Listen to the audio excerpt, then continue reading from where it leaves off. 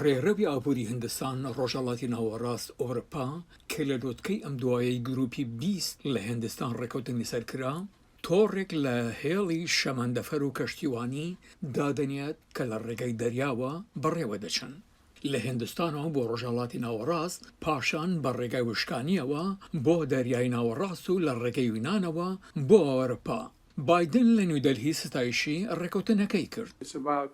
ئەوە پەیوەندی بە دروستکردنی هەلیکارەوە هەیە، زیادکردنی بازرگانی، بەهێزکردنی زنجیرەکانی دابینکردن، فراوانکردنی پەیوەندیەکان، دانانی بناغەیە کە بازرگانی و ئاسایشی خۆراک بۆ خەڵک لە سەرانسەری چەندین وڵات بەهێزتر دەکات.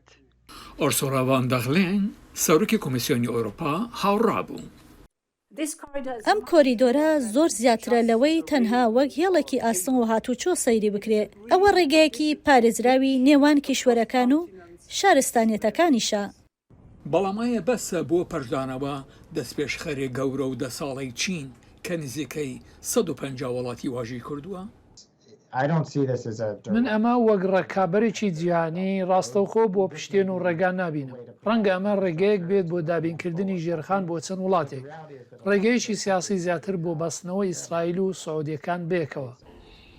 وە لە کاتێکدا چین لە پێشەنگیدایە لە ڕۆی کات و پارەوە لێکۆڵەر ئەپارنە پاندی دەڵێت ئەم پرۆژە سادەترە، هێشتا شایانی ئەوەیە لە لوتکەکەدا پێدەچوو سەرۆکی تورکیا ستایشی ئەو بیرروکەی کردبێت، بەڵام لە گەڕانەوە بۆ ئەنکەرە بە ڕۆژەمەنووسانی وت کە بیرروکەی بەبێ تورکیا سەرکەوتوو نابێت.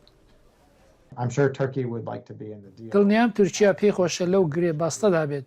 پەیوەندی نێوان ئەمریکا و تورکیا لە ئێستادا زۆر باش نییە و تورکیا پەیوەندێکی تایبەتی لەگەڵ سعودی و ئیسرائیلدا نییە، بە دڵنیاییەوە لەگەڵ یونانیشدا نییە. بۆیە پێم وایە تورکیا بەشێک بێت لەو ڕێکەوتنەی ئەگەری هەیە، بەڵام پێدەچێت وڵاتێکی زۆر هەبن کە بە دوای هەندێک گۆڕانکاری لە سیاسەتی تورکیادا بگەڕێن ئەگەر تورکیا بەشێک بێت لەو ڕێکەوتنە. بایدن وتی سەودایەکی گەورە ڕاستەقینەیە، بەڵام چەند زوو دەتوانێت ببێت بە شتێکی ڕاستەقینە.